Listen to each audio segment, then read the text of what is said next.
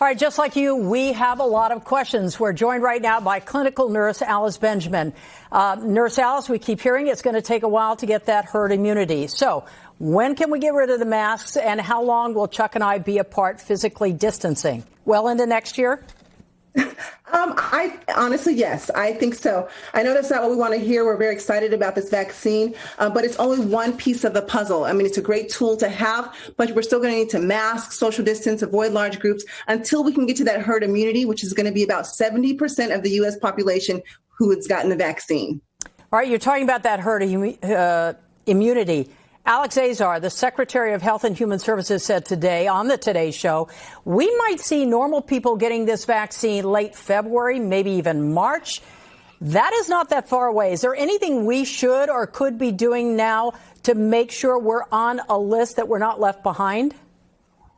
Well, I think the most important thing is just to kind of, as you're keeping with the wearing a mask and social distancing, talking to your healthcare provider. But a lot of this is going to be dependent on how quickly the pharmaceutical companies can get these vaccines shipped out to the hospitals. It's going to be, a little bit of a hassle as we figure out how to quickly immunize millions and millions of people. So I'm going to ask people to be patient. I do think February is a little aggressive, but you know what? This is an important vaccine, and we're going to work around the clock to get it done to make sure people can get it. All right, Nurse Alice, I have some rapid fire questions for you. Yes. How long after you get the shot does it kick in? Does it begin to work? The vaccine begins to work immediately. Your body starts to recognize the vaccine and starts to build antibodies. Now, depending on how the vaccine that you get, for example, Pfizer, you'll need to come back and get a booster after 21 days. The Moderna, when and if that's approved, you'll need to come back within 28 days to make sure you get a booster. It's going to be very important that people get both of the vaccines. These are two-step process vaccines. Okay, what if I forget? What if I'm a week late, a day late? What happens then? Does it negate the first shot?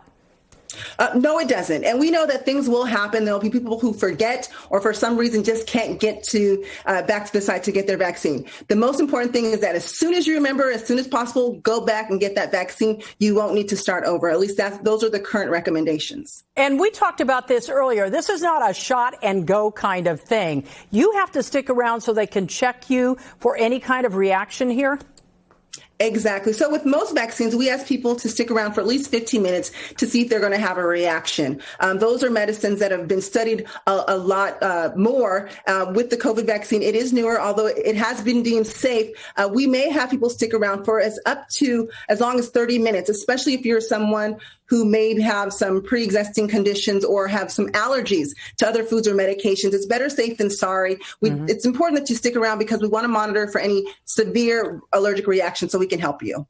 Nurse Alice, I have one more quick question. And one of the hardest hit areas, some of the most tragic stories we've heard are from nursing homes and the elderly. So many people have loved ones in there.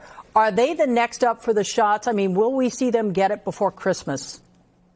Hopefully, Colleen, I really hope so. I mean, the first people that we want to get the vaccine to are our healthcare professionals because of our constant and prolonged exposure to people with COVID-19, and then also people who live in long-term care facilities. Most of these are our seniors, and we know that many of them have other medical conditions, which puts them at risk for higher risk of complications. So we want to get them vaccines to those folks as soon as possible. Before Christmas would be great, but anytime this year, I'd be very satisfied with that.